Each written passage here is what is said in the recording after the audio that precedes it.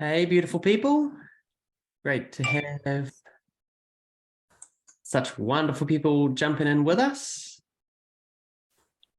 Lots of love to you all. Welcome, welcome. Just going to check that we are streaming. I think that we are. Let me know how you're doing as you jump in. Sweet, I can see we are streaming. Perfect. How are you guys doing? Good to see beautiful people. Dee, how are you?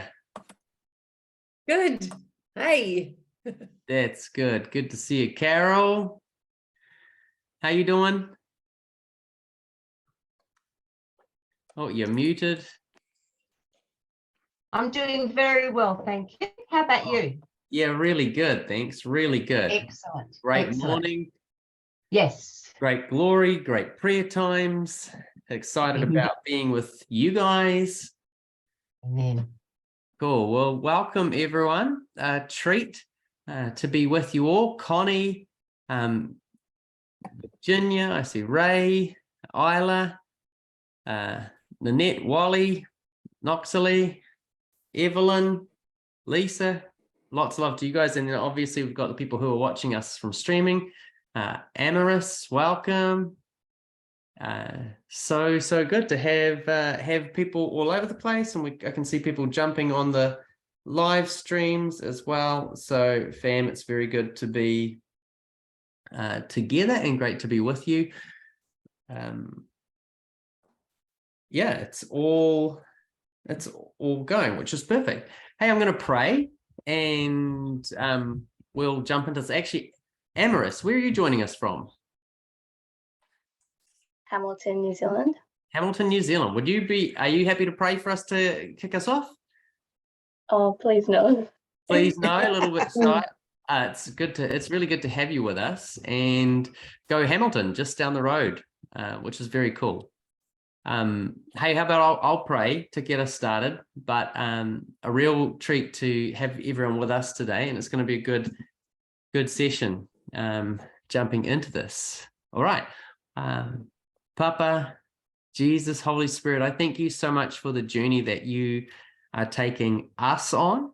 I thank you for the powerful ways that you are bringing wisdom into our mindsets and teaching us and coaching us and leading us and guiding us. I thank you for the wisdom that you're bringing to us in all areas of life so that we can thrive in all that you have for us. And Papa, we thank you for this conversation that we've been having so much the last few years about Ephesians 3:20, that God is able to do exceedingly abundantly above and beyond all that we have ever did to ask, dream, pray, think, or even imagine. And Papa, as we talk about kingdom entrepreneurs and as we talk about finance and biblical wisdom and financial stewardship, I ask that you would breathe on our minds, that you'd give us supernatural grace, that you give us supernatural understanding, that you'd give us wisdom, that you'd begin to bring around divine appointments and divine insights and understanding and open doors of opportunity for everyone here that will lead to them bringing their beautiful dreams to life. In Jesus' name, amen. Cool, fam. Well, this Kingdom Business Seminar, in essence, it's a follow-on from the Kingdom Economics Masterclass. So it's a little bit of a bonus session, really, a couple of bonus sessions, really, following on from the Kingdom Economics Masterclass. And one of the things that we touched on in the Kingdom Economics Masterclass is the 5 jars. So if you're out there, maybe you can remember it already. If you're watching, feel free to drop it in the comments if you can already remember what the 5 jars are. But essentially the 5 jars is a way that Jewish families often teach their kids to do money, right? It's a real simple system. and it works really well, but it's best taught when you're a kid. And if you weren't taught this when you are a kid, then it becomes harder to implement, right? The earlier you learn this, the easier it is to implement. The later you learn this, the harder it is to implement. So if you haven't learned it yet, then this is something that you want to learn and you want to start passing on to the next generation, right? As young as possible, we want to pass this on to the next generation. This is a secret for how actually a bunch of Jewish young people, this is one of the secrets for how they, leave home, leave school, and then go and purchase their own homes with cash. It's a pretty cool concept, right? Who thinks that'd be a good idea, right? You leave school and you go and you purchase your own home with cash. So this is one of the secrets for how they are making that possible, how that's achievable, and how it's happening for them. So the 5 jars, right? We want to learn this as soon as possible, and we want to impart this as early as possible. So jar number 1 is offerings, right? So if a kid gets $100, my son Ezra, he's just earned $100 off me from chores. So I'll be, coaching him through this process again. And the process is, if you've got $100, $10 goes into the offerings jar. And with that, you're going to bless some people. You're going to be generous and you're going to give into something. It could be, that might be the account that your child sponsorship money comes out of, or something like that. The second jar is going to be the tithe jar. That's going to be some, again, tithing into some kingdom purpose. It's going to be, blessing some people, helping the kingdom grow. The third jar is the savings jar, and that's going to get 10% as well. So you've done 10 to offerings, 10 to tithe, 10 to savings. And the next jar is the investments jar. This is actually the most powerful jar of all to change your financial storyline. And my financial storyline is the investments jar. So 20% goes into that jar, and then they live off 50%. So that's often where the trick is for us. It's like, hey, how do you live off the 50%? Because it's hard to live off 50% of nothing, right? So when we first heard about this whole concept, we had next to nothing. We had hardly any income. A friend of mine says, if your outgoings exceeds your incomings, your upkeep will be your downfall. If your outgoings exceeds your incomings, your upkeep will be your downfall. So we were basically broke, credit card maxed out, a lot of financial pressure, no idea how often we were going to eat, all those things, lots of pressure, lots of tears. I didn't cry about it, but wives are good at crying about stuff like that. So anyway, lots of stress, right? When you don't have any income and you've got lots of expenses, life is expensive. So the trick, right, is with living off 50% is it's really easy to live off 50% of $1 million a month, right? Who would agree, right? If you've got $1 million a month coming in, it's pretty easy to live off that. You can probably afford, your groceries, not too much of a challenge, right? Well, the power in this 5 jars is the 20% that goes into the investing jar, right? Because if you're a kid and you're investing 20%, even 20% of a little over time is really, really powerful. And so we're going to explore that, and we're going to explore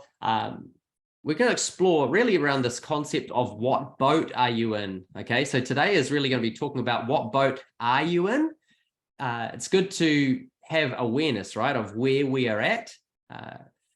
Change starts with ownership, and sometimes people don't want to take ownership of where they're at in their life, and it doesn't matter what area that is. It could be spiritual, it could be physical, it could be financial. I remember when my mother-in-law told me I was getting fat. I didn't like hearing that, right?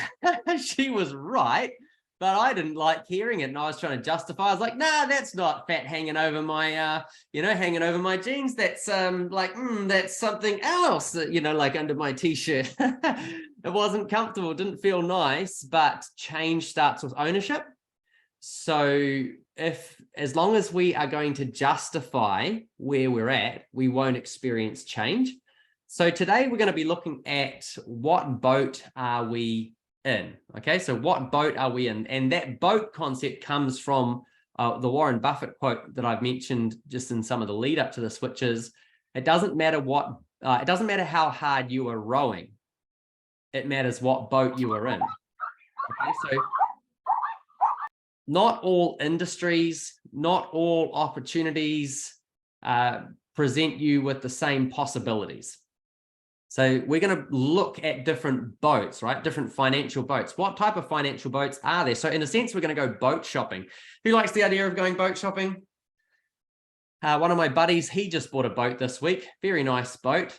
He's very happy with it. So we're going to go boat shopping, okay? And when you think about a boat in the context of finances, you want to kind of think about opportunities, okay? Why are you, what boat are you in? Why are you in that boat? Is that the boat that you want to stay in? Do you want to change that boat? Do you want to be in lots of boats at the same time? Wow, that was a lovely noise. I've got someone else's phone in my office and it just made a crazy noise.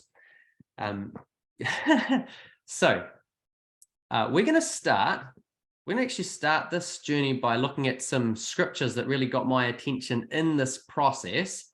And then we're going to start going boat shopping. Okay, so first some scriptures, then some boat shopping, and then we're going to get into a few of the key concepts that we're going to, really explore, which are, what boat do you want to be in? What are the 3 best types of income streams for beginners to create and why? And what 3 types of money create financial synergy? And that's kind of the gist of what we're going to aim to cover in this session, which is going to be a lot of fun. So first of all, some scriptures. One that got my attention, God really put my attention on this, is Ecclesiastes 11 verse 2. And it says, invest in 7 ventures, yes, in 8, because you do not know what disaster may come upon the land. I want to do a survey now, okay? So I'd love your interaction, whether you're watching the replay, which many beautiful people are going to be watching the replay, whether you're watching on one of the streams or whether you're in the actual live Zoom here with me right now. Do you think it would be a good idea if it became normal for all Christians to have 7 streams of income? Do you think that's just a good idea? Who's opposed to that, right? Who's opposed to that? Who thinks that they would personally like that? It's like, yeah, I think I'd like to have at least 7 streams of income. Yeah, I think it's a good thing. Okay, so one of the funny things that I've seen a lot in Christian circles is people with a real poverty mindset, wearing poverty as though it's some type of badge of honor. And I just think that's totally stupid. I think that poverty is a curse. And in fact, one of the verses that we're going to look at, which is Proverbs 14:24, it says, the wealth of the wise is their crown, but the folly of fools produces folly. Essentially, what that proverb means is, if you're in the right boat, right, wisdom will put you in the right boat and you'll make a lot of money. If you're a fool, you'll be in the wrong boat and it will produce poverty. Okay, so what you'll see with King Solomon is he always fuses wealth and wisdom together. Now, he always fuses wealth and wisdom together. They're always fused together all the way through the book of Proverbs and through all of Solomon's teachings. Always, always, always wealth and wisdom are fused together. Okay, so wealth and wisdom are fused together and poverty and foolishness are fused together in terms of biblical wisdom around finances. Now, it's sometimes, sometimes things get twisted, right? In the Christian context. For example, there's some schools of thought in Christianity that miracles don't exist anymore, right? So they're like, no, miracles are finished. And the follow-on reasoning for people who say, oh, miracles are finished, then what happens when they see a miracle is they're like, oh, that must be the devil, right? And so you have these, so when Jesus walked the earth, right, the mindset was, okay, healing, sickness comes from the devil. That's what Acts tells us. Jesus went around doing good, destroying the works of the devil, and healing all. Jesus went around doing good and healing all those who were oppressed of the devil. So their mindset was sickness comes from Satan and healing comes from Jesus. Whereas you've got now some modern Christians who think they're really, really clever, and they go, no, actually, sickness comes from God and healing comes from the devil. So it can get really twisted around, right? And it's a little bit similar with the whole mindset around poverty. There's some Christians who celebrate poverty, and they're like, look, poverty is from God, and you're really spiritual if you're poor and you're broke. And, if you're wealthy, you're probably, there's probably something evil going in there. But that's exactly the opposite of how Solomon approached it. Solomon was like, no, Proverbs 14:24, the wealth of the wise is their crown, but the folly of fools produces folly. So from Solomon's perspective, basically, he's like, hey, a wise person will be in a good financial boat that will be producing an abundance, but a fool will be in a financial boat that produces poverty. So that's kind of Solomon's take on, wealth and wisdom are always fused together. And actually, that's really connected to this concept, of Hosea 4:6, which says, my people are destroyed from lack of knowledge. Okay? My people are destroyed from lack of knowledge. So if we don't have understanding, if we don't have knowledge around finances, around economics, around financial opportunities, then what happens is we are set up for destruction. And one of the things that we talk about often is this process of going from no knowledge to general knowledge to specialized knowledge. Okay, so no knowledge will put you in the category of a fool. Okay, so from Solomon's perspective, if you've got no knowledge around finances, around economics, around which financial boat you're in, which boats you could be in, how you can change boats, how you can upgrade, Solomon would say, hey, if you've got no knowledge about this, if you've got no wisdom, then you're a fool, right? And if you're in that place of no knowledge, then you're basically set up for destruction, set up for a curse, set up for poverty. Then the next level of after you transcend no knowledge is general knowledge. And if all you have is general knowledge, then all you can expect is average results. And average results in general are probably going to make you broke or just making it, or in the struggle zone. Okay. It's not until you get specialized knowledge, which biblically that's wisdom, right? It's not until you get wisdom that you can start to get exceptional results. So who likes the idea of getting exceptional results? Fantastic. Then listen to Solomon. Okay. So one of the first things that Solomon, is going to really bring into you, like if you read Proverbs, it's a great way to start creating a wealth mindset, okay? Because one of the first themes in Proverbs is wisdom, okay? It's about being a lifelong learner. If you don't know how to create 7 or more streams of income right now, that's okay, because you have the ability to be a lifelong learner. And if you embrace the power that you have to be a lifelong learner, then you can change that really quickly. Amaris, I really like having you on here. Can I ask you a question? How old are you, Amaris? I'm 23. 23. Oh my gosh. If I could be 23 again, wow, I would be so flippin' excited to be 23 again. And to have the opportunity that you've got, right? What the information that you're being presented to you, it took, it was like another 15 years, and no one even created the opportunity. I had to go out and find it, and it was really, really difficult. But I'm really excited for you because I understand the power of time. And one of your greatest financial assets is time. So if you're 23, pay attention for what we'll use Amaris as a little bit of a case study. Who's got a relative, a son, a daughter, a grandchild, or someone they know that's 23? Who would like them to, by the time they're 40, be a millionaire? Yeah, I think that's a good idea. Who's opposed to the idea of stewarding a lot of wealth for the kingdom? Who thinks that that's a terrible idea? Anyone? Who would be quite happy if you were like Nehemiah, where Nehemiah was the cupbearer to the king. He had this dream from God in his heart, and then all of a sudden he got favor from the king, and basically he got given a checkbook to the royal treasury. Who would be disappointed if you had a checkbook to the royal treasury and you could have like all the funds that you wanted to accomplish, all the projects that were on your heart? Who would like that? That's actually what I really was dreaming for. Actually, my dream was basically that I would have a Christian sugar daddy turn up and provide for all my dreams and everything that I was like, okay, God. And, oftentimes God will provide amazingly in that way. But his journey for me was actually, I don't want to give you a Christian sugar daddy. I want to teach you wisdom so that you can actually generate the wealth to supply all your needs and much more. I actually want you to be a Christian sugar daddy. I'm like, oh, okay, that's interesting. It totally surprised me, right? It wasn't what I was expecting.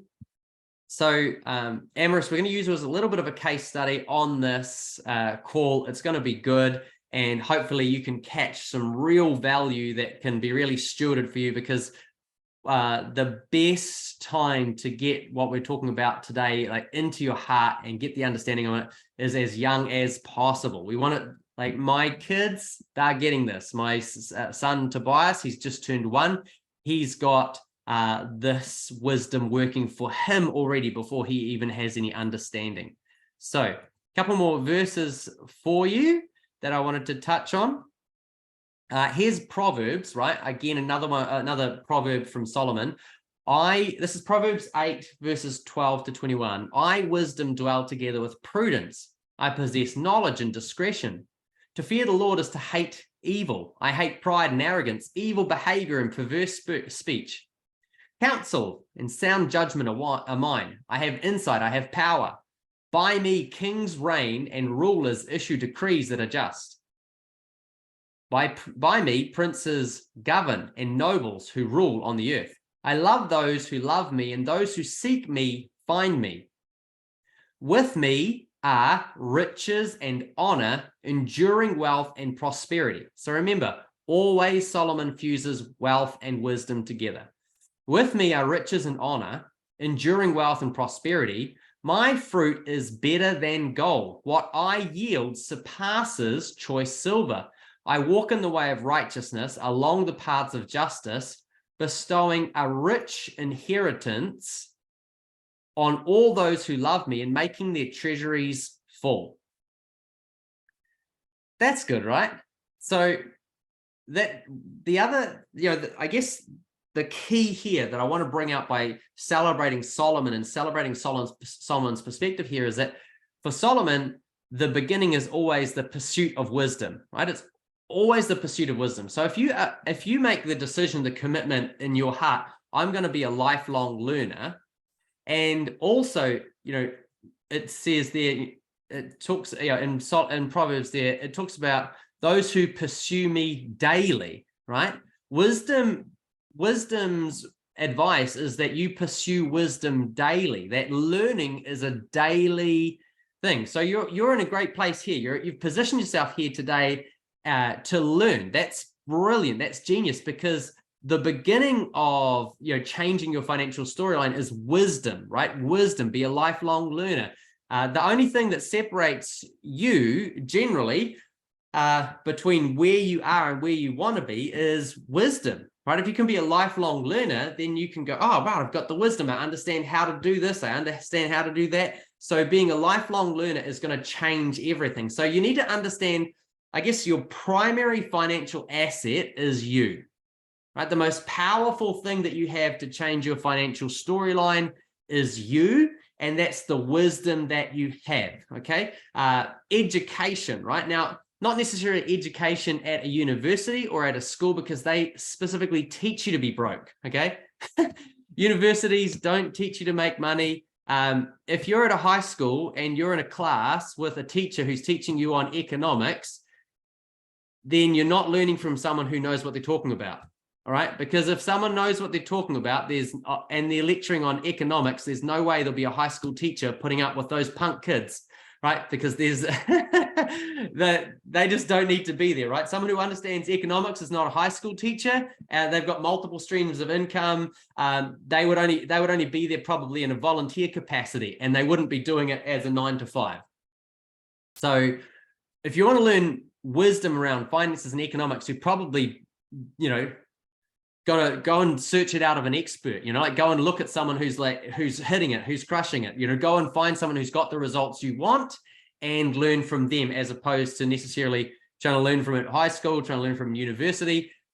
A university lecturer teaching on economics, again, is probably not who you want to learn from, right? Go and learn from someone who's made a truckload of money, or who's got the multiple streams of income. So first key here is you are your greatest asset. The thing that's going to change it all is being a lifelong learner. That commitment there is going to make you more money probably than actually engaging in business itself, okay? It's that dynamic of investing in yourself and becoming a lifelong learner, daily turning up for wisdom. Wisdom is leverage, and in business, what you're always looking for is more leverage, and you can get that leverage by learning. Okay, that's our kind of principle number one, the kind of the fundamental as we go into this. The next one is Deuteronomy 8:18. Okay, Deuteronomy 8:18 makes you a special promise. It says, and I'm going to read this from a few different translations because the translations are really cool. And this is a promise from God for you. Okay, so you're already qualified by God to make a lot of money. Okay, and not just to make a lot of money, but to get a lot of money. So I want you to look at, we're just going to look at some of the different translations of this, but Deuteronomy 8:18 says, "But remember the Lord your God, for it is He who gives you the ability to produce wealth and so confirm His covenant, which He swore to your ancestors as it is today." Okay, so you, by generating wealth, right, God's already given you the ability to create wealth.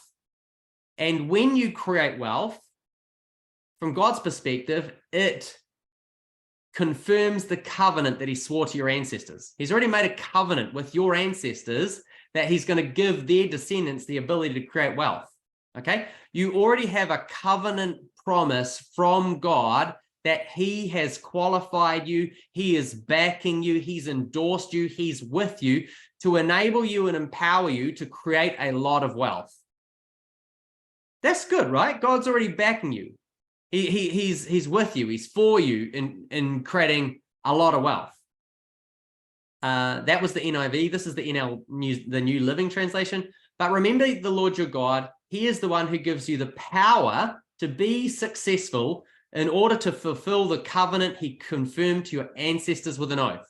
Okay, so this covenant is a covenant that promises that you will be successful.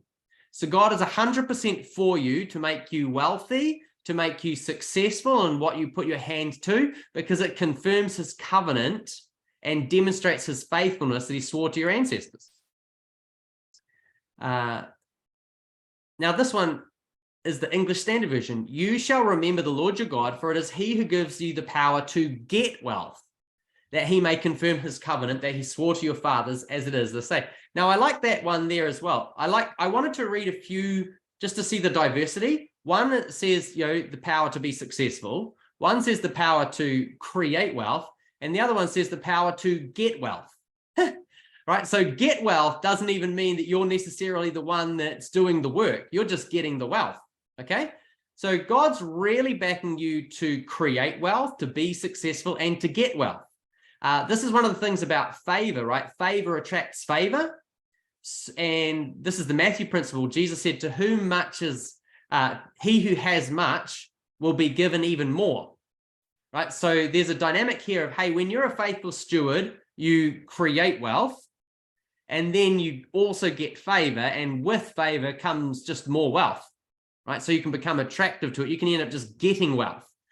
So this is you're positively set up. God has framed you for success. He's 100% behind you, backing you, and He wants you, and it's a good idea to create at least 7 streams of income. You are your greatest asset. You've got the capacity to be a lifelong learner and grow in wisdom. And as you grow in wisdom, you grow in wealth, and your wisdom can produce wealth, can produce a return that's better than rubies, right? It's wisdom is the most powerful thing. It gives you leverage to create wealth. So one last verse, and then we're going to get some boat shopping going on. So Deuteronomy 28, verse 12 to 13. This is something that should really get our attention.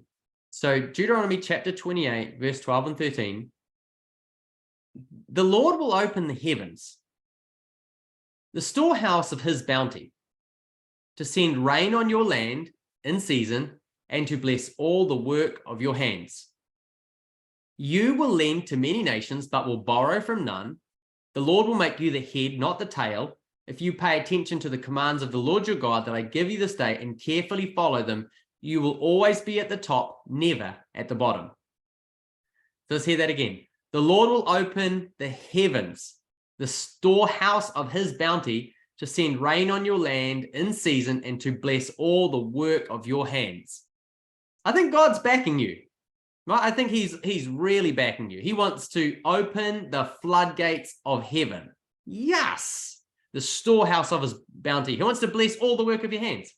And the fruit, like to the degree, not just a little bit, but to the degree that you will lend to many nations, but will borrow from none. Now, sometimes Christians read this and as though God's not serious about it, right? As though God's just having a joke. He's not joking around with any of you. When you read that, if you actually will invest yourself in wisdom, you can learn that it's possible for this to actually happen in your life, right? Wisdom can unlock this power. And I believe that this promise here in Deuteronomy 28 is one of the promises that's burning on God's heart. He's looking for people to fulfill this in our generation. He wants to fulfill this for people in our generation, to bring them to this place where you will lend to many nations, but will borrow from none. The Lord will make you the head, not the tail. If you pay attention to the commands of the Lord your God that I give you this day and carefully follow them, you will always be at the top, never at the bottom. Okay, so that's a good stuff. I guess it's good just to kind of be positively framed. God's got massive promises for you, massive open doors, and the wealth of the wise is their crown, but the folly of fools produces folly. So that's in essence, the wise know how to go boat shopping and put themselves in the right financial boat that's going places. And if you're a fool, according to Solomon, fools don't know how to choose. They don't know how to go boat shopping. They don't know what's the difference between a good boat and a bad boat. They don't even know what boats are out there. And as a result, they don't know how to change boats if they don't like the one that they're in. Okay, so this is a moment where, in a sense, it's like when my mother-in-law said, "Hey, you're getting fat." I'm like, "Oh, what? I don't like hearing that." It might be, hey, maybe you don't like hearing this proverb from Solomon, right? Solomon's pretty brutal. He's not shy. And he's not trying to be gentle. He says, the wealth of the wise is their crown, but the folly of the fools produces folly. So from Solomon's perspective, I don't know what he would say is the crown. But maybe if we were hanging out with Solomon, who was a multi-billionaire, probably trillionaire, maybe he would say, hey, look, if you've got less than $10 million in your bank, cash, and maybe he's like, hey, why would you even have a bank? Maybe you should be the bank. Maybe Solomon would say, hey, if you've got less than $10 million cash, you're a fool. Who knows? Who knows where he would draw the line, right?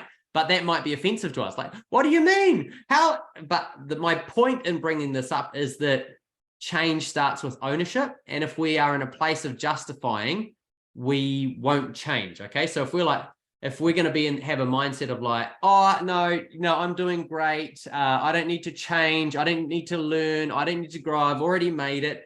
Then if we've got that type of justification mindset, we stay where we're at, versus if we have an ownership mindset of, oh, wow, God's got more for me.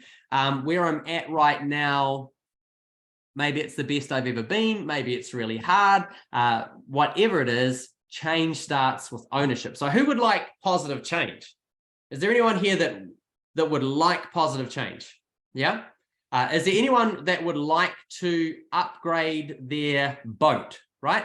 Or maybe get some more boats, right? If you then that starts with ownership, saying, okay, hey God, yes, please. I would like to grow in my wisdom around financial understanding.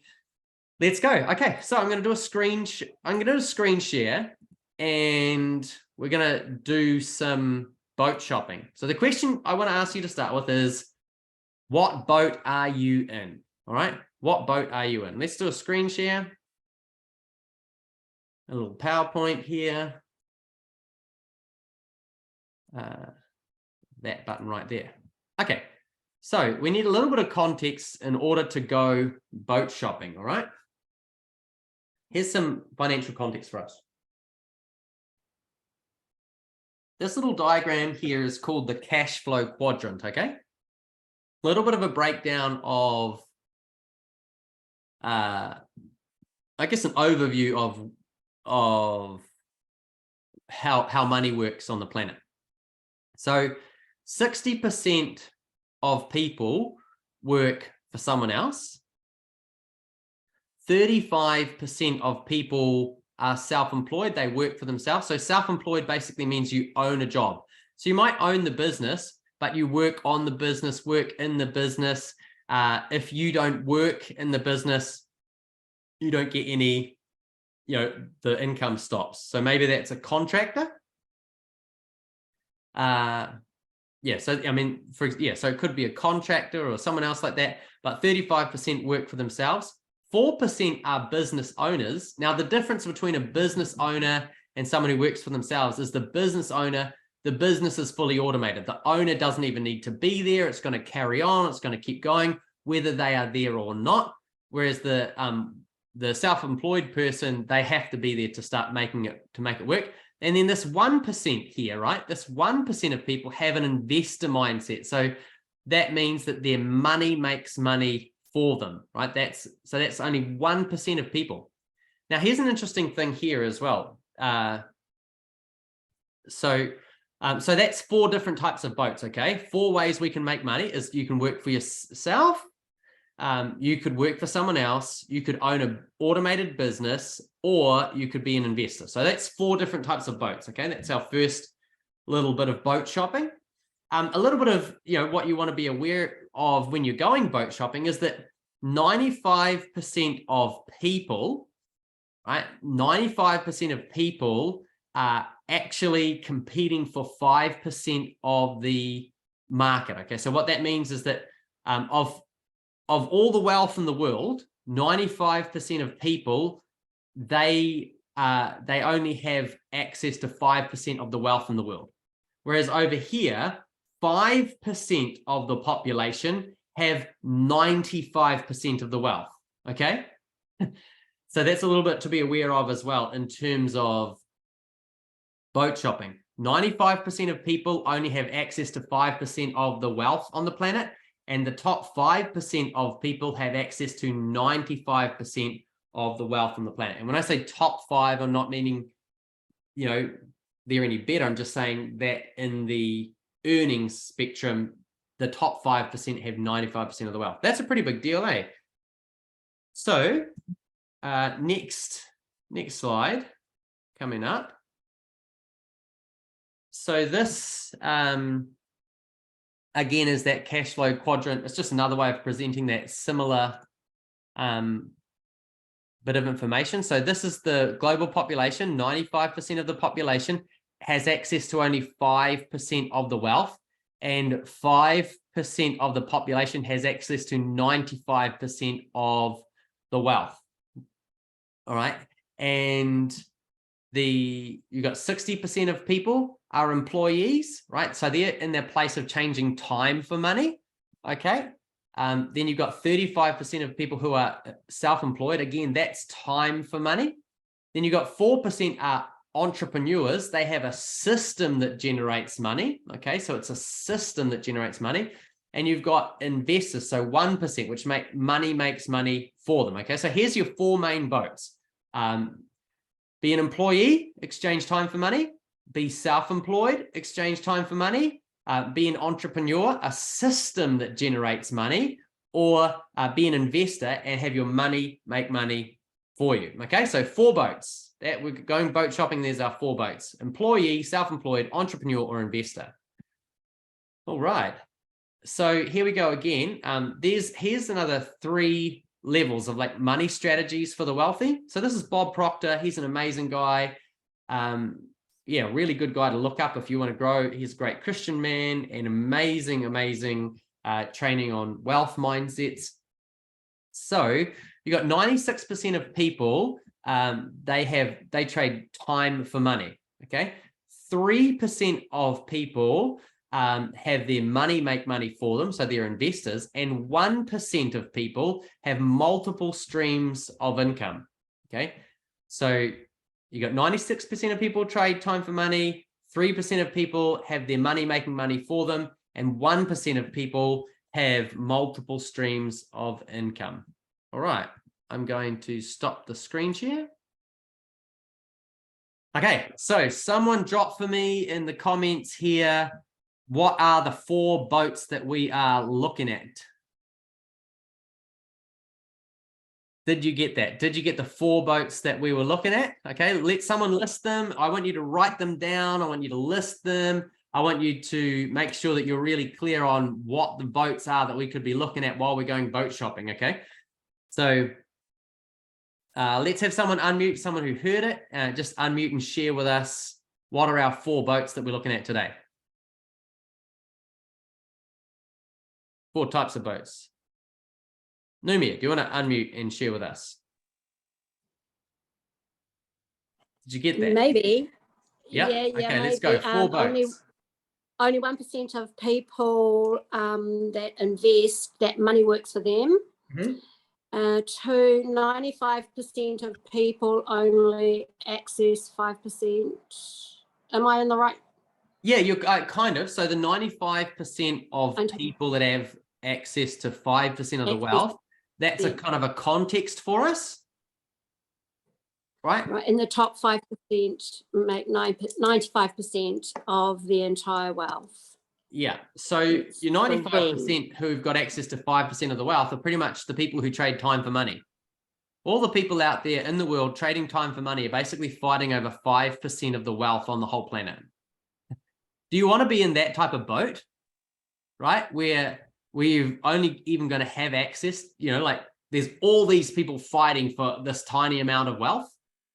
That's where 95% of people are stuck, in that place where 95% of people are fighting for those same scraps of money, and it's kind of cutthroat, dog eat dog, you're hustling. Whereas you got 5% of people and they're sharing in 95% of the wealth. Which one do you think sounds a little bit more relaxed as a lifestyle? Yeah, so that's I guess that one there is just an indicator of maybe what type of boat you want to be in. One that's a bit more cutthroat, or one that's a little bit more like on holiday in the Bahamas. So, but Connie, you've got your hand up. Yeah, go for it. Share us a question. Yes. I think that what you just shared was very, very powerful. I've heard some of this before, but the way that you expressed it for greater clarity. And so I particularly I put it down as like work 60% time for money, self-employed 35% exchange for money, fully automated business owner. And I like that clarification, fully automated business owner 4%, and then investor mindset 1%. That was very helpful. Thank you. Yeah, you're welcome. So again, the self-employed, you're still actually trading time for money, right? You've got to be there. You've got to turn up, show up, do all of that. So it's a really good thing to understand that the difference between a self-employed person. So they're self-employed, maybe they own a business, right? But we kind of confuse this, right? A lot of people who are self-employed say, yeah, I own a business, right? But their business is that they are a builder. So yes, they own a business, but they are a builder. So essentially they're still trading time for money, because there's no way to automate that, right? If they don't turn up, no houses get built. So you've still got that. So that's where you get your 95%. Okay. So your 95% of people are trading time for money, and that 95% category only has access to about 5% of the wealth on the planet. So they're in that cutthroat dog eat dog space. So that's like, hey, do you want to be on one of those boats? Maybe you do. Whereas you've got these other boats, which 4% is, I like the clarification there, you're entrepreneurs in that 4% category that have systems, right? Systems, because systems can be automated, right? Maybe it's a business, but that business is essentially a system and it's automated. So you can be there or not be there. So a system that generates you money, that's cool, right? That's automated. You don't have to turn up or whatever. Like when I was in the, out hunting for just over 9 days, I probably made over $1,000 a day every day while I'm mucking around, playing around by the fire. I did. I made over $1,000 a day every day that I was out there playing in the bush. Why? Because there's automated systems doing stuff for me every day, and those were systems. That's not all my income streams that are happening, but that was on the systems side of things. Automated systems doing that for me. So systems, that's a really good thing. It's like the automation that sets you apart from self-employed to a business owner or an entrepreneur. Right. So much of what we say as a business owner, hey, I'm an electrician, I'm this, yes, but you have to turn up for it to be done, to be happening. Now, it kind of changes when a business, like when a builder, say, gets a crew and maybe they've got 10 guys working for them and that's all in place and that's automated. Well, that now is an automated system. They've got people running it. They've got a foreman and it's all happening. It's being done by themselves. That's different. That's now changed and become a system. They've got a building company and a system that actually will run itself whether they're there or not. And then that 1% that trades time, that 1% that is investors.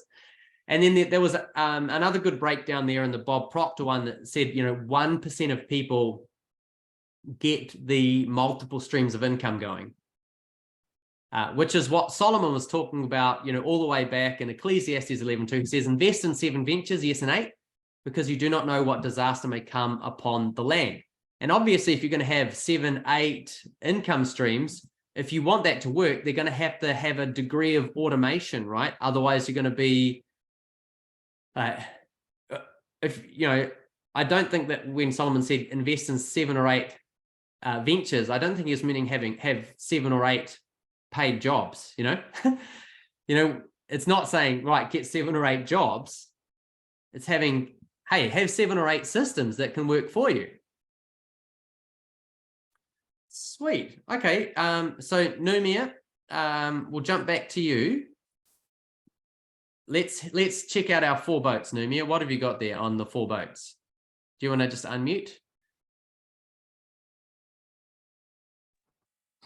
I think I've only got 3. That's Okay. the self-employed trade time for money, 95% of people, and 4% have systems automated. Yeah. And so they've got subbies, so Yeah. electrician builder company, and they have subbies working for them. And then 1% of the investors have multiple streams of income, like Ecclesiastes, 7 to 8 streams, and not necessarily 7 or 8 jobs. And I guess it's like owning homes and things like that, rentals and Yeah, could be lots of things like that. Okay, cool. Yeah, so the 95% that you included there, so there's 2 parts there. So there's just working for someone else, there's working for yourself, there's having an automated system, and then there's having your money make money for you. Boom, there's our 4 boats. Okay, now those are 4 categories of boats, right? So obviously you can have different types of boats within those categories, right? Because you can earn minimum wage, or you can earn like a dentist or a neurosurgeon. Or you can be an entrepreneur and probably out earn the dentist and the neurosurgeon quite quickly. It's quite surprising to me, right? I've got friends who are coming around this weekend. Both of them are doctors. They probably spent a decade in training, plus all the years in high school that they hustled and like really grounded, like really focused. And so many people make way more money than doctors do now by just, like on the side, learning about being an investor and entrepreneur. So, flip. because what you're really quite capped in that trading time for money. It's really capped in terms of how much it can make. Like maybe like there's a cap on how much you can make as a doctor in a public health system. There's a cap on how many hours you can do in a week. There's a cap. Whereas actually when you own a business, we start to take the caps off. When you own a system, as an entrepreneur, you really start to take the caps off. When you become an investor, you really start to take the caps off. So these are our 4 categories where we're going boat shopping. Okay, hey, what type of boat do we want? And then within those boats, not all boats are equal. Okay, so we are going to look now at what, I guess, so the question here from this point 1 is, what type of boat do you want to be in? Right, so you need some self-awareness as well to be able to answer, what boat are you in right now? Okay, what's the boat that you're in right now? Do you like that boat? Do you want to stay in that boat? Maybe you do. Maybe you're happy with the boat that you're in right now. Maybe you're in multiple boats right now already. Or maybe you want to get out of your boat. You're like, no, this boat's sinking. I want to get out. Well, let the boat sink, but just don't sink with it, okay? Like jump out of the boat, get in a new boat, let that one sink to the bottom of the ocean, but you move along without drowning with it, okay? Don't go down with the boat. That's a bad idea. Jump ship. And maybe you want to jump into multiple different boats. So the question number 1 is, what boat are you in right now? Do you like that boat? And then the question is, what boat do you really want to be in? Or do you want to be in multiple boats? What boats do you want? So that's kind of point 1 for us. And then what I'm going to talk about now is, what are the 3 best types of income streams for beginners to create and why? Okay. All right. So if you're like, just wave your hand around if you're like, okay, I'm kind of ready to jump ship. And I want to start creating multiple streams of income, but I'm kind of new to this. And just wave your hand around if that's you. I want to create multiple streams of income. I'm kind of new to this and I want to get started. Okay. So that's really who I want to focus on first is, hey, if you're new to this and you want to start creating multiple streams of income, then really what you want to do, right, is you want to become an entrepreneur. Okay, you want to become an entrepreneur. That's a great boat to get started on. And in the past, people have found that as quite a scary concept. Whoa, I'm going to become an entrepreneur. This is scary. It's actually not as difficult or as scary or as risky as it used to be. Okay, so this is where learning's going to really help you out. Like you can really chill out on this, okay? Because we're in a totally different world. We're in a totally different world to the world that we used to be. The digital age is the easiest age in the world to have multiple streams of income and to take minimal risk. All right.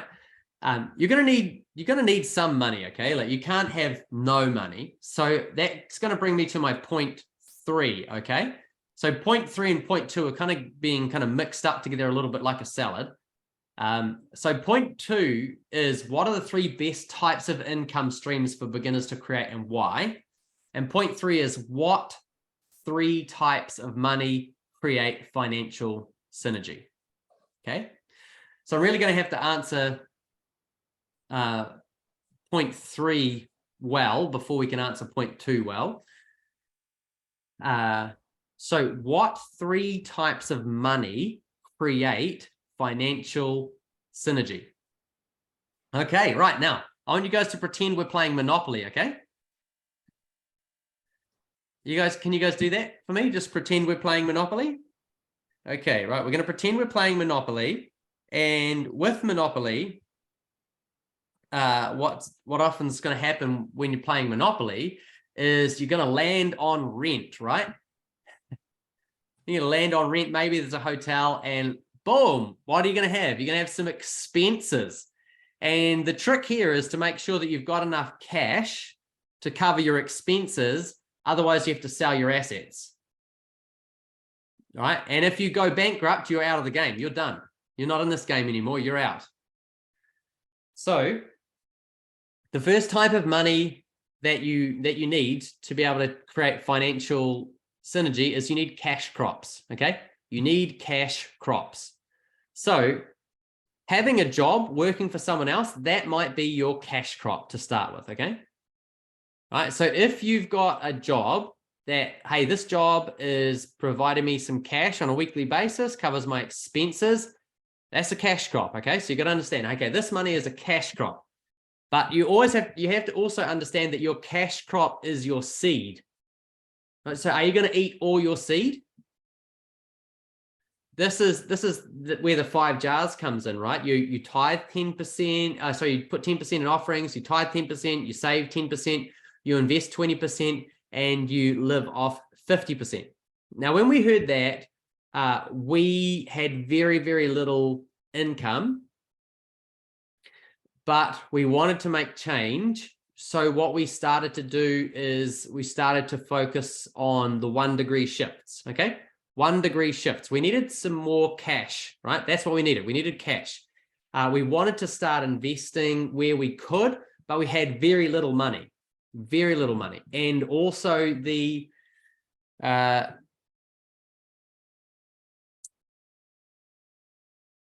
with very little money, there's very little opportunities, right? You don't have all that many opportunities. What we did do though, is when we saved, what we made the point of our saving was usually the purpose of our saving was to invest. So money that we saved, we would then save up so that we could make an investment. We weren't usually just saving up so that we could buy something that was a treat. Like our savings was generally to save up so that we could afford to invest in something. And the first thing that we could really afford to invest in was actually buying a cow. We lived in a farming community, right? And I don't know if you're from a farming community, if you were raised on a farm, like I was raised on a farm, one of the great ways, as a kid to do some fundraising was buy a calf, raise the calf, and then, once it became a cow, boom, sell it. So we bought a calf and we couldn't even afford to buy a whole calf. We had to split the cost between a friend. And then another friend said they'll raise it for us for free if we can buy a calf. So we bought a calf, our friend raised it on their farm, and then it was ready. I don't know, it's a couple of years, but we probably sold it for, I think, $1,500. And I think we put 150 in between 2 of us. So anyway, like not a big amount, right? But the point here is that when things are tight or when you're looking to change boats, when you're looking to start making the changes, sometimes people get stuck in the overwhelm and saying, oh, I can't make a big change right now. Don't be worried really about whether you can make a big change or not right away. Look for the 1 degree shift, okay? The secret here is not to get overwhelmed, but look for your 1 degree shifts, okay? If you can find 1 degree shifts, that's where the winning starts.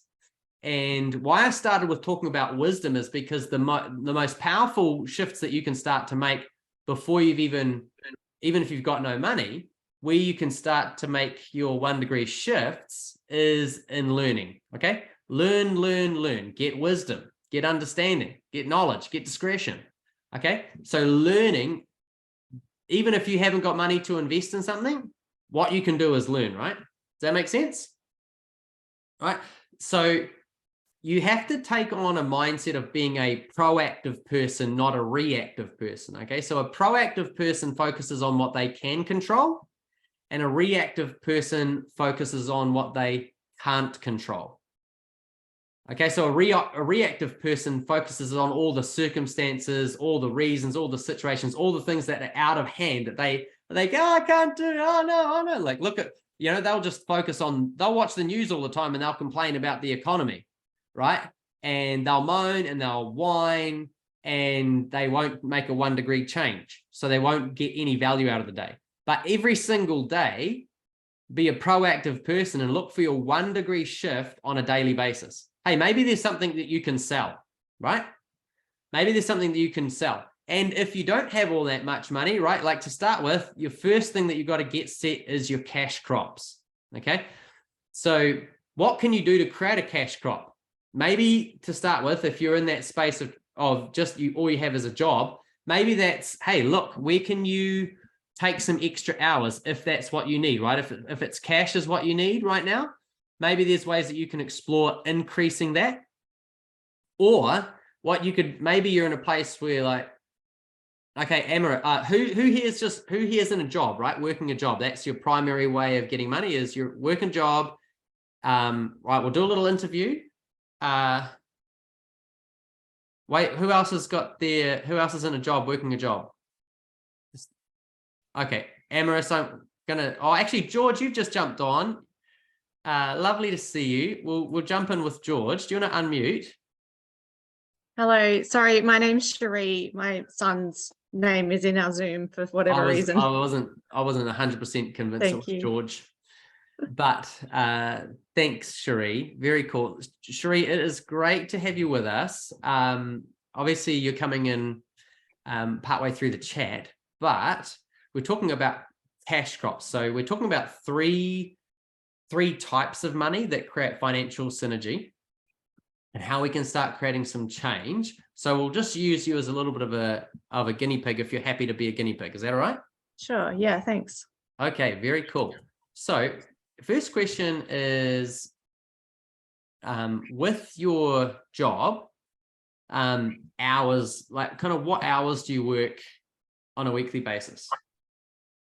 I have a couple of jobs. So one is at a school and I'm doing school hours, 8 a.m. till 3 p.m. Yep. Another one is bookkeeping and I do average about 20 hours a week in that one. Okay, wow. So you're pretty busy with those two jobs. Yep. The bookkeeping, do you kind of fit that in just any time? Would you have to be in an office or how does that one work for you? I can work remotely and I have an office that I can go to, but I tend to just like to block in the time. So that's what I'm doing on a Monday morning and then a Friday afternoon. Okay, great. So you do, now, did you say you do 20 hours bookkeeping or you do 20 hours between both? Yeah, 20 hours bookkeeping. Yep. And then the 2 days at the school. Okay, sweet. 20 hours bookkeeping, 2 days at the school. So is it Monday and Friday that you're kind of nutting out that 20 hours? Yep. Great stuff. So you do 10-hour days, Monday and Friday on the bookkeeping. Yeah, well, yeah, I block my time on the Monday and Friday and then the in-betweens through the week when I can sweet. So you find an hour here or a there. little bit. Yeah. Okay, Yeah. great. For you at the moment with the funds that you're generating from those, we're calling them cash crops here, okay? So with your cash crops there, how are they going with covering all the expenses? Is there much left over or that kind of is like keeping you afloat? Yeah, it's just giving us some disposable income, I Cool. guess. Like we're not in tight reins, but I do have incentive to want to create more, obviously, to provide more. Yeah, great. So that's a we. So you're married? Yes. Yep. Cool. So you're married. Husband's working as well. Yep. 3 kids. Sweet. Okay. Well, teamwork's a flipping good one there as well, right? So Amaris, are you married? All right. Well, that's always a good one, right? Teamwork. Although my wife is full-time with our kids, so I'm like, flip, teamwork would be good. But we kind of do, we're obviously doing teamwork in the family goal, the dream. It's just that I'm the one that makes the money. She makes the family. So it's the dream. It's dream team. So, 3 types of money, George. We're going to, George, I'm seeing George, but it's Cherie. Just got stuck in my mind. So the first one here is cash crops. The second one, the second type of money that we're talking about is money for entrepreneurial projects. Okay. Entrepreneurial or passion projects. Okay. So this is where you're looking at systems, right? Maybe you're going to create another income stream. Okay. So this is where your multiple streams of income are going to start kicking in here. So your cash crops initially, if you're just starting out, your cash crops may be coming just from working for someone else or contracting out or something like that. Okay. That's where your cash crops are coming from.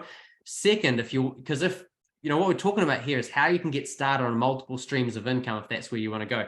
So you can take some of that money that you're generating from your cash crops to then create other systems that are creating more money. Okay, so other income streams. We're going to talk about other income streams in a bit, and especially in our second session that'll be live tomorrow, we'll talk about other income, like other streams of income, like how you can create those, what are the best ones to create, how do you want to do it, etc. But then your third type of money, right?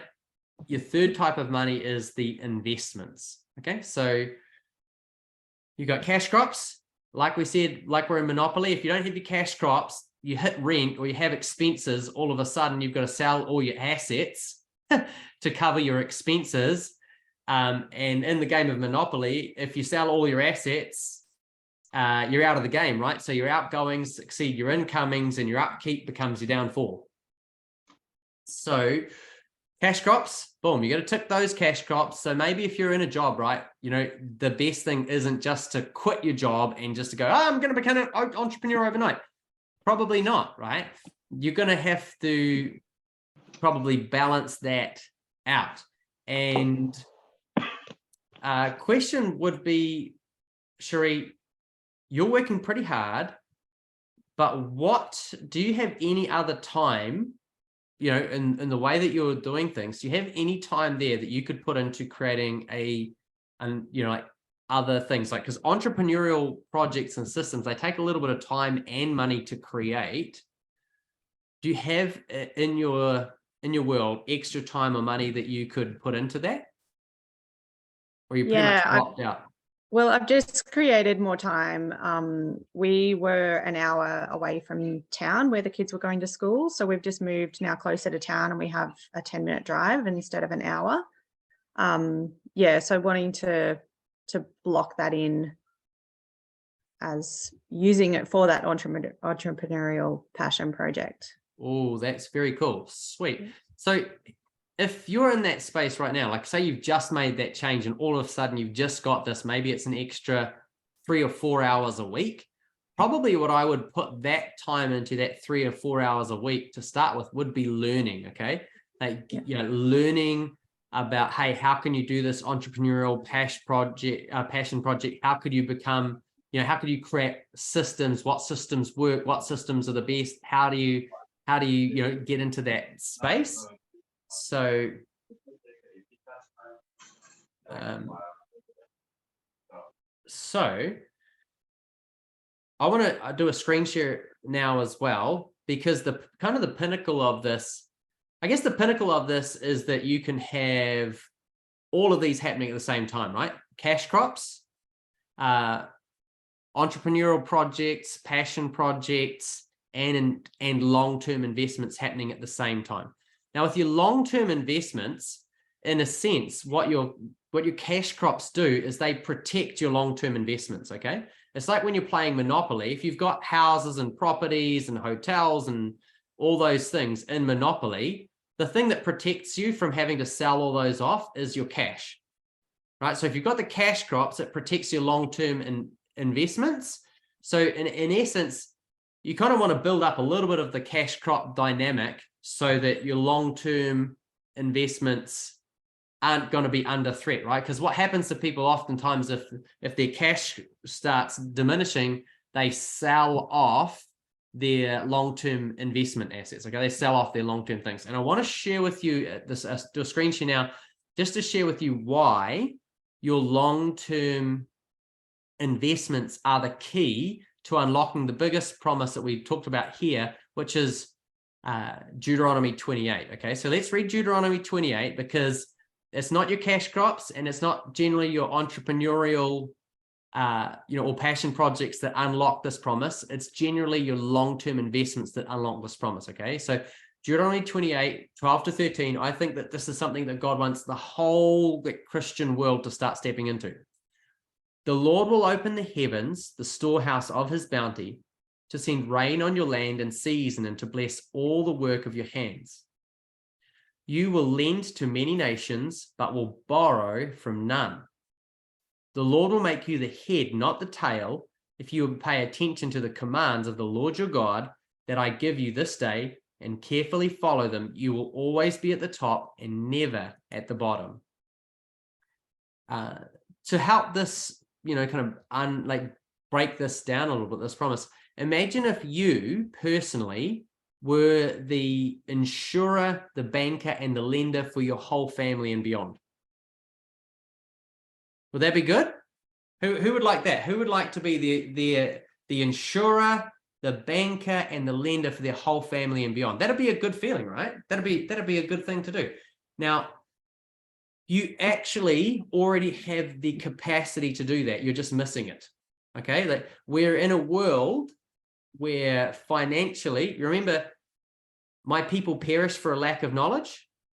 With just a little bit of change in our understanding around money, the church could completely flip the script. You could become your own insurer, your own banker, and your own lender for your whole family and beyond. Let me explain this, okay? The power of Deuteronomy 28 is connected to long-term financial investments. And this is something that we often don't have a mindset around, okay? But what I'd like, one way I'd like to help you understand this is asking you this question. Brace yourself. Are you ready? Here's the question. How old were you when you got your first car? How old? So drop it in the comments or unmute or tell me. How old were you when you got your first car? Right, well, we've got Carol on here. Carol, you're just over 30. So, Carol, how old are you? 76. You're 76. Yeah. Told you she's just over 30. So, Carol, how old were you when you got your first car? 17. 17. So that is, holy moly, Carol, is that nearly 59 60 years ago, 59 years ago that you got your first car? No, that's correct. 59. Okay, 59 years ago, Carol got her first car. And did you start paying insurance on that car when you got it? No, not in those days. We didn't have. Okay, a lot of when did you start paying insurance on that? Probably the last 40 years, insurance has really become necessary. Okay, so sometime in the last 40 years. Yeah. Yeah, sometime. It's a lot of money. Okay, so on average, can you maybe guess, like do a little guess for us, Carol, on how much you've spent on insurance in the last 40 years? Well, if you do $1,000 a year, roughly. Okay, well, that's just for your car insurance, though. Any other insurance? That's just car insurance. Then you've got your house insurance. Yeah. And your medical insurance. Mm-hmm. Life insurance? Life insurance, yeah. Okay, so that's a lot of money. Yeah, I mean, how much are you talking now a year? 7, 8. $8,000 a year for 40 years. Yeah. Okay. 56, yeah, 560. Yeah. Okay, so one thing that you need to understand in regards to your money and long-term investments is that the greatest financial asset you have is actually time and not money. Okay. So that's like for my kids, I've got long-term investments already at play working for my kids, right? Because my son, you know, Tobias, he's 1, but in 20 years, he's going to be able to have some things germinating for him, right? Like, yeah, this is quite cool. So we're going to do a screen share now and just talk about this concept. But I guess maybe another couple of thoughts that I want to get you. Who's ever signed up for a 20 or 30-year home loan? Yeah. Who signed up for a 20 or 30-year home loan? Yeah.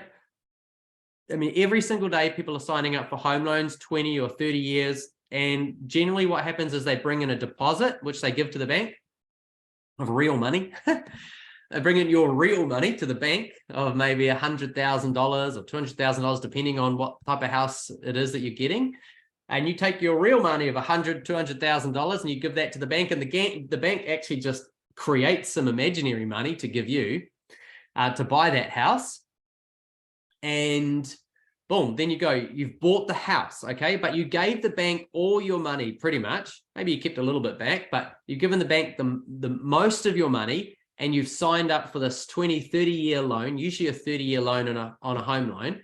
And now you've committed to, for the next 30 years or until you sell that house and pay that loan off completely, you're going to be giving the bank money, every week or every month. What I'm trying to help you get an understanding of is the long-term power of your money, right? It's actually in the time. And most Christians don't have investments that they're planning to make for 20, 30, 40, 50 years. That's where your power is, okay? That's where your greatest leverage is in your time. And that's why your cash crops are so important, because you need your cash crops to protect your long-term investments so that you don't break your long-term investments, because the power of your long-term investments is how long you can keep them going without having to dip into it, right? Without having to go, I'm going to just jump in there and grab that because I've got, my cash crops couldn't support my life, or my cash crops couldn't support my entrepreneurial and, passion projects. I had to go and dip in, right? I'm going to dip into my long-term stuff. Your long-term stuff, you want to just protect that, at all costs. So here's the moment where we're going to do a screen share, and we're going to pretend that we're Carol, and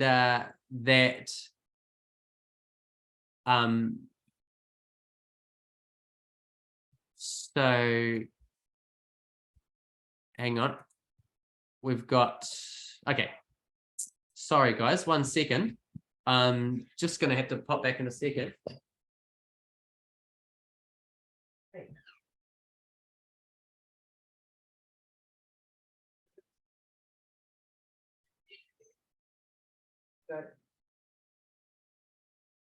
Sorry guys, got the fan here.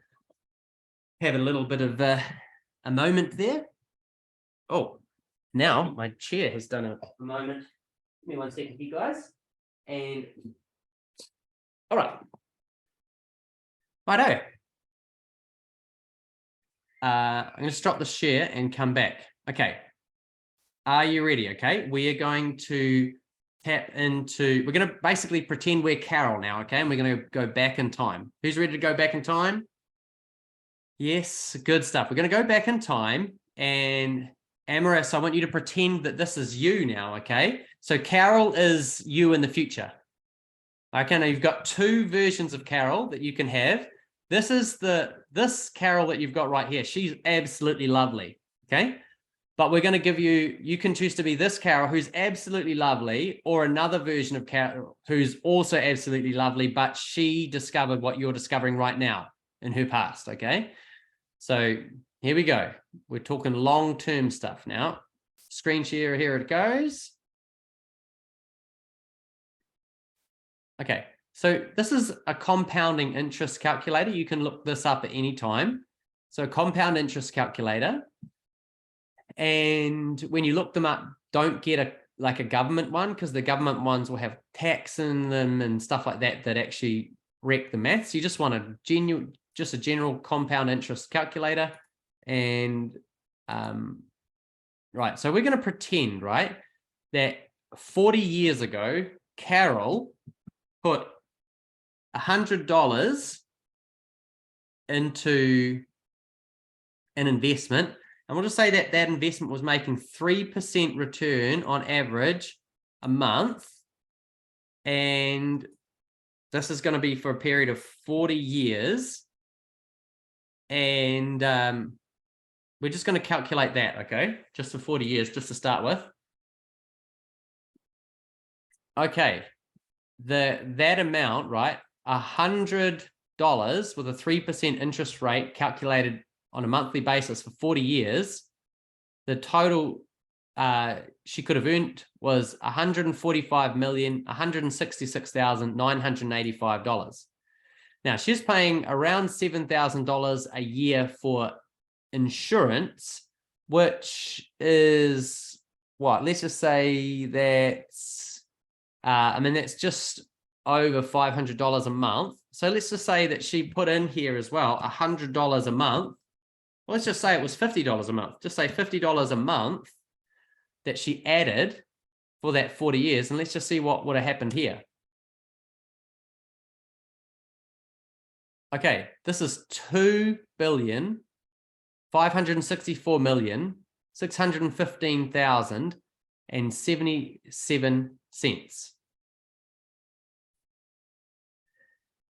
That's quite a bit, right? So you've got Carol here, who's actually a lovely lady. She's done amazing in business, done 7 figures multiple times over. But you, Amaris, if you took the information we just shared with you there, when you become Carol, you could actually be a multi-billionaire. Good, right? Like, wow. So remember before we said that, Shana, are you trying to speak to us or are you chatting to someone else? I'm just checking there because I can see your lips moving, but we can't hear you if you're talking to us. Cherie, sorry. No, it looks like she's chatting with someone else. That's all good.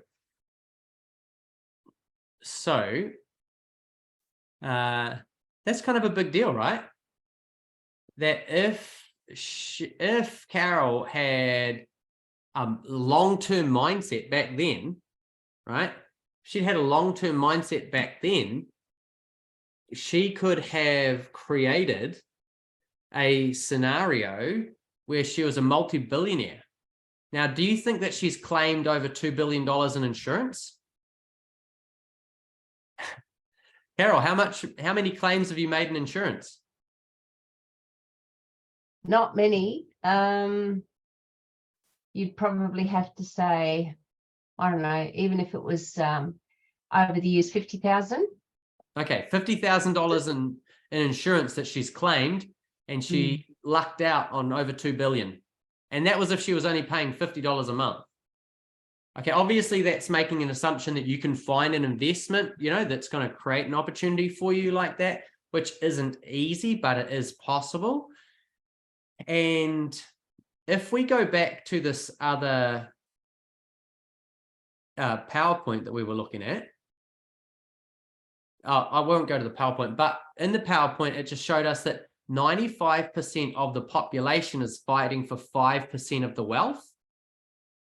Okay, and 5% of the population is swimming in 95% of the wealth. Why? What's the big difference between the 95% that's fighting over the 5% and the 5% that's swimming in the 95%? The big difference, right, is wisdom.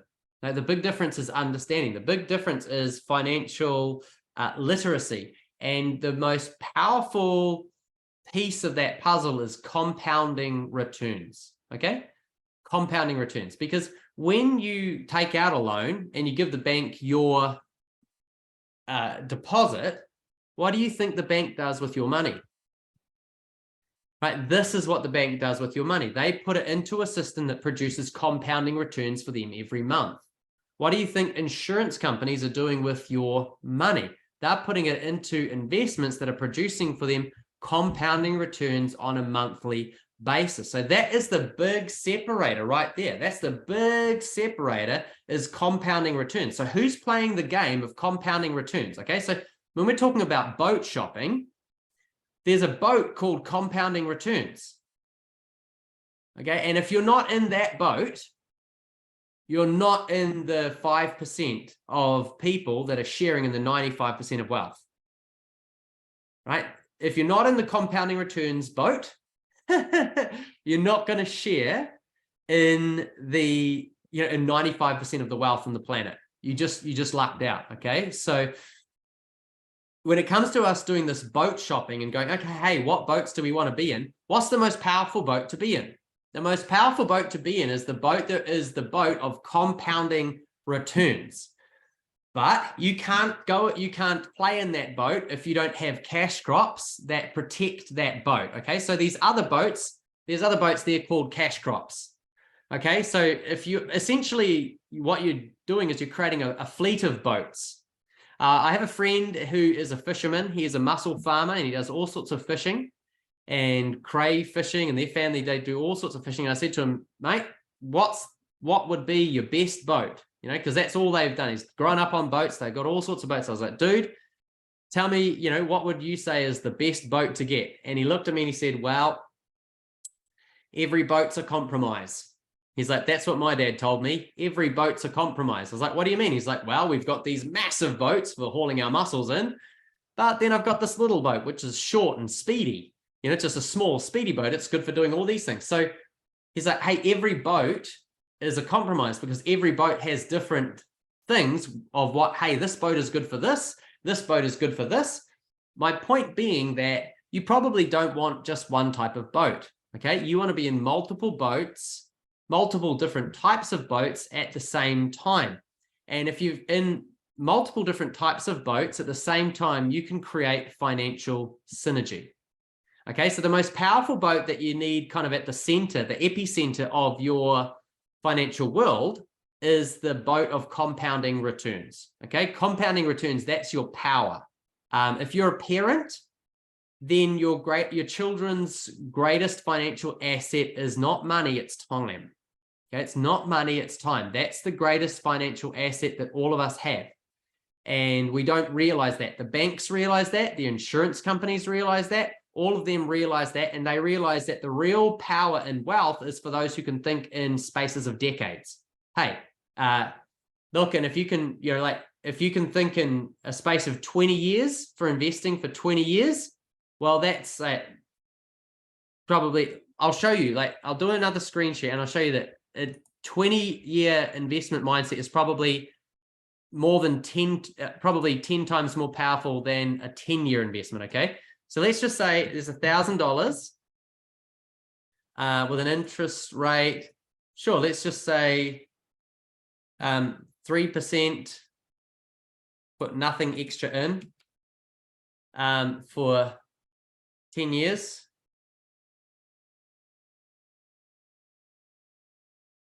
Okay, it becomes $34,000. Your $1,000 becomes $34,000 in 10 years. Not that much, but let's see what happens in 20 years. Okay, so it's $34,000 in 10. Let's see what it is in 20. 1.2. So if we divide 1.2 million, just going to do some more calculating over here for you.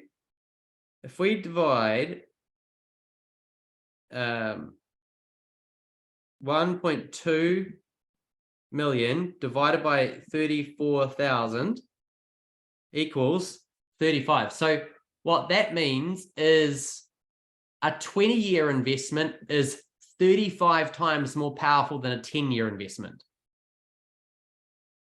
That's powerful, right? A 20-year investment is 35 times more powerful than a 10-year investment. So let's now do that with 30 years, okay? Okay, we're doing it now for 30 years. We're going to change this here to 30 years. And calculate that. And it's now 41 million. So let's do 41.8 million divided by 1.2 million. Oh, hang on. I did something wrong here. So 41 million 820,000 divided by 1.2 million is again, that's like 3.4. I think I did that wrong. But again, you're seeing the scale of it. I did the maths wrong just there on my calculator when I was trying to help you guys with it, but I stuffed it up on my calculator. But I guess what you, I put the interest rate there to your question was monthly. Okay, interest rate is monthly. So the point being here, right, is the longer you can preserve your long-term compounding interest investments without dipping into them, the more powerful they are at a scale of, you know, like 10 years, you could maybe generate $30,000, but 30 years, you can generate 41 million off the same money. right? You're not adding any money into that. It's just time. All that you're adding is time. Okay, so maybe let's watch and see what happens though. Say, for example, if you added money in, let's do that. Let's say, for example, on this one here, okay, it's going to do 3% over 20 years, but each month you're going to add another $100 in. And it was 1.2 million before.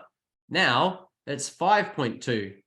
So the point being around this is you think about how much you're paying for your insurance.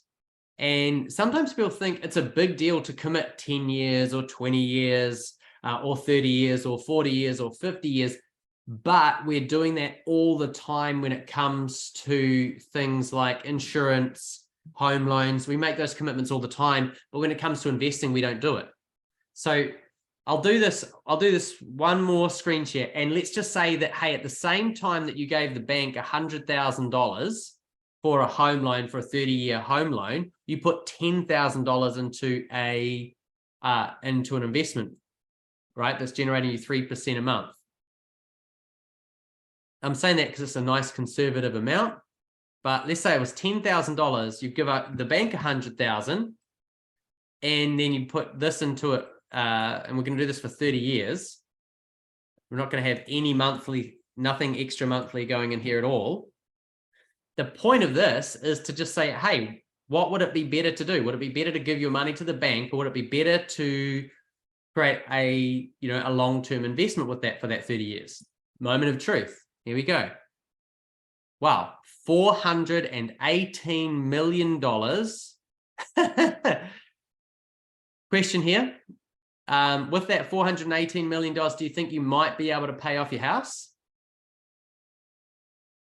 I hope the lights are going on for you, because this is what the bank's doing with your money, right? This is why the bank has the 95% of the wealth. That's why 5% of the population has 95% of the wealth, and why 95% of the population is fighting for 5% of the wealth. That's why. It's the difference which boat they're in. They're the wealthy are in the boat of compounding returns. Okay, I think we've got that lesson. You guys kind of feel like you kind of got that one? Sweet. So now we kind of come back to maybe where George, it's Cherie, right? Sorry, I just keep reading your name on the Zoom. Now we kind of come back to that place where Cherie is in. Cherie's got a little bit of disposable income. Cherie, do you want to unmute? Feel free to share or not share if you want. So on a monthly basis, if you feel happy to, you can answer this. Otherwise, you can say nah, or you can make it up and we won't know. If it feels more comfortable, you can make it up. But let's just say on a monthly basis, how much disposable income would you have from cash crops that you could put into creating new income streams? We probably have $1,000 a month. Okay, so you've got some cash. So that's a cool thing about your cash crops, right? Your cash crops have created a little bit of leverage, a little bit of space for you now to invest into something else, right? And you've got a little bit of time as well that you've saved a little bit of time by moving to town, closer to the school. So how much time have you got? Because these are two of the kind of important players. So weekly amount of time you might have? As in uncommitted time, like time that you could commit to building something else. Would commit. Probably 10 hours a week at this stage. 10 hours a week is a crazy amount of time to have available for entrepreneurial tasks. Okay. So if I was Cherie and I was in that place, I'm like, okay, so I've got $1,000 a month and I've got like 10 hours a week that I can steward. This is where we're kind of coming back to number 2, right, on the point. So point number 1 is, what boat do you want to be in? So maybe, who wants to be in the boat of compounding returns? Yay. Who wants to be in the boat of systems, right? The entrepreneur boat. The entrepreneur boat is systems that produce automated income. Who wants to be in that boat? Yay. That's great. I mean, that's like that boat was producing while I was in the bush over $1,000 a day for me. All sorts of different things. And I didn't even know what some of them were. I was like, I came back and checked different things. I'm like, man, that one was going great while I was in the bush hunting. Like I'm playing around, doing my thing, and it's going great. I'm like, huh, brilliant. Why? Because it's entrepreneurs are able to create those automated systems, and whether they're touching them or not, they're doing their thing. Okay, so we're going to look at those systems now. So that's a boat. Okay, so remember we've got 4 boats. The boat of you working for someone else. Now that one doesn't work for me if I'm in the bush, right? If I'm in the bush or if I'm on holiday, or if I want to be doing something, I can't do that one and make money at the same time. I can't be on holiday and make money from trading time for money. Same as if I'm self-employed. I can't be on holiday and make money from being self-employed at the same time. It doesn't work. I mean, yes, sometimes you get paid leave, right? But it's actually, so that's all right. If you can get paid leave, that's kind of okay. But it's really, unless you're trading time for money, it's not happening. The third one that's actually making you money while you're on holiday is the systems, automated systems that are actually making money. And then the fourth one is long-term investments that are also generating money. So those are our 4 boats. Cool? Remember the big question, what boat do you want to be in? All right. So number 2, what are the 3 best types of income streams for beginners to create and why? Okay. The 3 types of income streams. And then I'm going to kind of backtrack for you again a little bit and kind of share with you a little bit like how and why. So first one I would say is high ticket sales. Okay. High ticket sales. This is where, what Warren Buffett was saying is it's not about how hard you row. It's about what boat you're in. Okay. So you could be in an industry that just doesn't make money, right? If you're in the industry of serving orphans and widows, don't expect to make money off orphans and widows. You shouldn't, right? It should just be a place where you're adding value. You're not trying to make money off orphans and widows. Say you're doing some ministry and doing ministry to orphans and widows. We do ministry for orphans and widows, and we're not expecting to ever get $1 back from them, right? It's just like, hey, we just sow into them, we bless them, we're excited for them to go and do awesome things in their future, but we don't need a financial return off that. But there's obviously some things that you want to get a financial return off. So high ticket, okay? I want you just to say high ticket. High ticket. I didn't know that high ticket sales was a thing. And basically what high ticket sales is when you can earn, several hundred to several $1,000s in a commission from selling one product, right? Raising Royalty has a product, our Inner Circle is $3,500 US. Do you think, and for some people that's expensive, some people that's not, but we put our affiliates on a 51% commission. So that means if someone does a referral to Raising Royalty, that person can make over $1,700 US from a single referral. That's pretty good, right? That's considered a high ticket sale because you're making over several $100s from a single sale. Sometimes people, another thing that I sell is low ticket, right? So Isagenix, these are some of the things that I do after a lot of trial and error. I sell Isagenix, right? Because Isagenix it's food, it's low ticket. I don't make, $1,000 when someone buys some Isagenix stuff. No way. It's much smaller amounts, but it's a different type of income, right? Because it's residual, right? So people keep on coming back. For Isagenix, it's a lifestyle. So people buy it once, but then they keep on buying it. So I'll just give you the 3, okay? High ticket, residual, and compounding. These are 3 types of income that I would highly recommend people to learn about. Those are great boats to get in. Okay? High ticket, residual, and compounding. Now, compounding returns doesn't just exist in the investor space. Okay? Compounding returns also exists, and this is something that people don't understand about network marketing, why it's so good. It's the compounding returns. If a person gets into network marketing, they want to have, sometimes what happens with people who get into network marketing, maybe they get in for 6 months and they don't think they've made that much money. And so they quit and then they go, oh, network marketing doesn't work.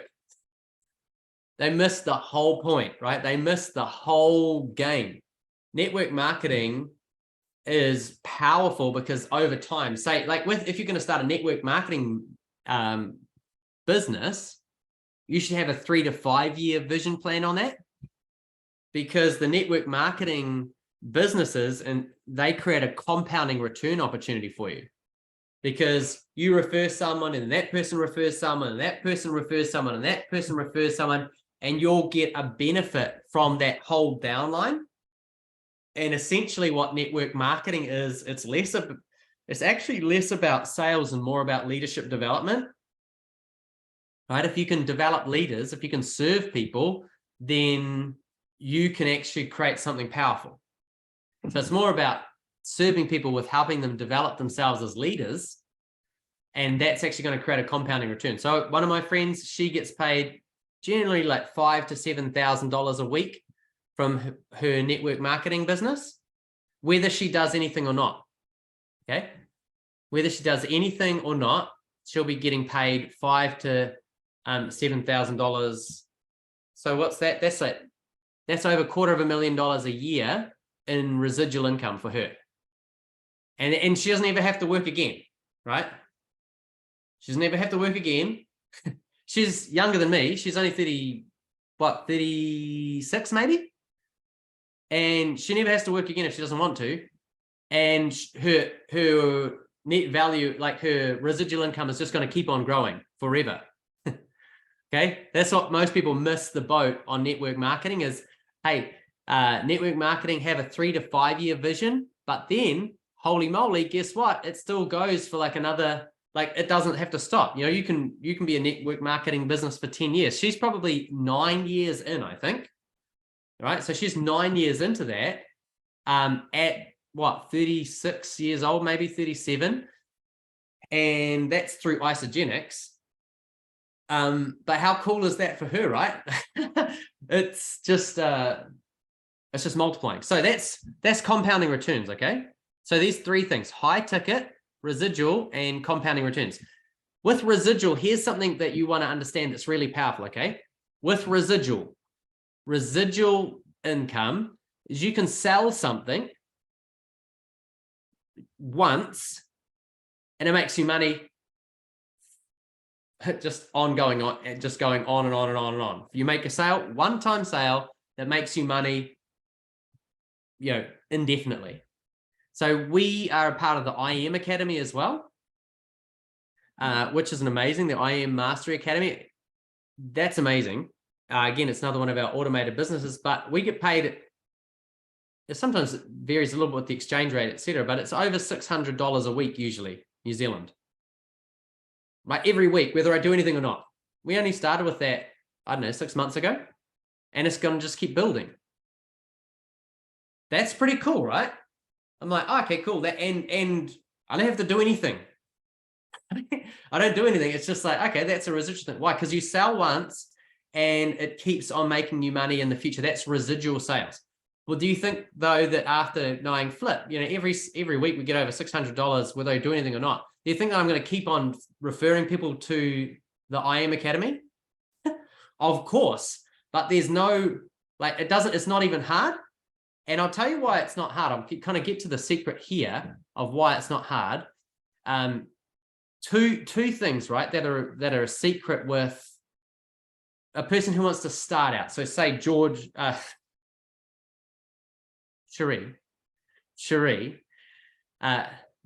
for example,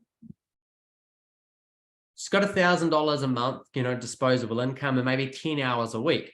With that type of money, it's a terrible, terrible idea to go and try and start your own business, right?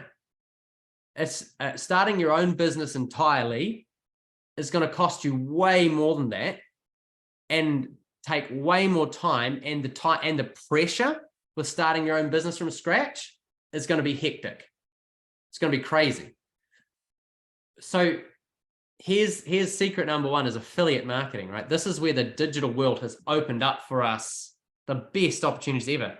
Affiliate marketing. Nearly every company in the world now is opening up for affiliate marketing of some sort. All affiliate marketing is referring people to someone's company. And the reason nearly every company is doing that is because of the world, like social media and people being able to message and connect and the power of word of mouth. Nearly every company now recognizes that word of mouth or a personal recommendation is the most powerful way to get a client. If you refer someone to a company, say, hey, this company's great, then that's way more powerful than a person seeing an ad. Is seeing a personal friend who's a product of the product or a service of the service saying, hey, this is a great thing. Check it out. Go and do this. All the companies are realizing that. So they're all trying to create affiliate marketing opportunities so people can promo their company. So say affiliate marketing. All it is you get a commission for referring someone to someone else's product or service. That's what, we have that in Raising Royalty, because we would say that 51% of our cost, would have to go to advertising. So if someone makes a referral to Raising Royalty, we will give people that 51% that would have otherwise had to go to marketing. We're like, hey, you can have it. We don't have to spend it on, we would rather give it to you than Facebook, right? We'd rather give it to you than any other company out there that's going to charge us for advertising, because we like you more. We want to support your dream, and it's a good, you have something, a kingdom dream. You're a great person. So we're like, hey, well, let's give it to them rather than the advertising, like the marketing companies, Facebook, all those guys. So that's what pretty much every company is doing. So that's the first thing. Like, the digital world has opened the opportunity up for you to be an affiliate, which means all you have to do, basically sign up, whatever their gig is. Usually you buy their product and then you can refer. So you don't have to create the company. You don't have to create the products. You don't have to hold the products. All the products will get shipped to that person, right? So it's just it's really user friendly. It doesn't take any space in your house. It doesn't have to take hardly any time. Usually it's not a big deal if you make if you make referrals that month or not. So the second thing, that's the first thing that I would look at. And actually, if you put into ChatGPT, which is this artificial intelligence, hey, what's the fastest way to make money? It will say to you, one of the first things it will say is affiliate marketing, right? If you say, hey, I've got this amount of time and this amount of money, what's the best way for me to start? It will say affiliate marketing. This is the way that right now, this is the best way for you to get started, is through affiliate marketing. The next thing that I'd say that's great about affiliate marketing is you can totally choose something that aligns with your values, right? You can go and find something that's like, hey, this is a perfect fit for my values. And if you're going to do affiliate marketing, that's how you need to do it. You kind of need to shop around for what products and services are a great fit for your values, because you have to understand that to do this well, essentially what you're doing is serving people.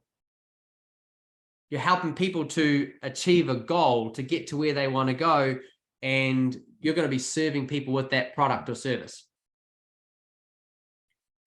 Isagenix, for example, I think that right now it's really important that people thrive in their health. Who agrees? Who thinks that the food that people are getting from their supermarket is terrible in general? It's hard to get good food from the supermarket. It's hard. But I'm like, okay, Isagenix is brilliant food. I lost over 10 kilograms. I got all the results that I couldn't get without a big nutrition change. Built muscle, lost weight, got more energy, ate healthier, got supplements, and then it can be cash positive. That's awesome, right? I can, what supermarket is going to give you the ability to have cash positive food? Never going to happen, right? But if there was a supermarket that could give people cash positive food, would you tell your friends? Right? If there was a supermarket that could give people healthier food, that, got them better health results, they got the best supplements, they got, could lose weight, build muscle, and they could have cash positive food, would you tell your friends about that supermarket? Yeah. And would your friends be bummed out if you told them about it? No, they'll be stoked. They're like, oh man, this is a good supermarket. I should be shopping from this supermarket. This is a win-win. So for me, that's why one reason why Isogenics, for example, I'm like, oh yeah, I'm going to align with that company because it serves people really well. Like the whole way that the company is designed to serve people. So I'd be looking for affiliate companies. I'd be looking for offers that align with your values, and I'd be looking for great companies. And then I'm looking for these three types of ways to make money. So high ticket, residual, and compounding returns.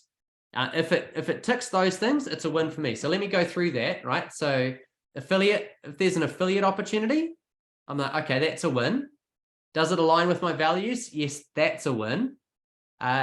Is it a great company? If so, that's a win. And those things are deal breakers for me. If it's not like a great company, if it's not got great values, if it doesn't serve people well, I'm like, oh, not interested, right? Deal breaker, not going to go there. And then the next thing is like, if I am going to be an affiliate for a company, it better reward me for my effort. Right? It better have a good return for good reward on effort.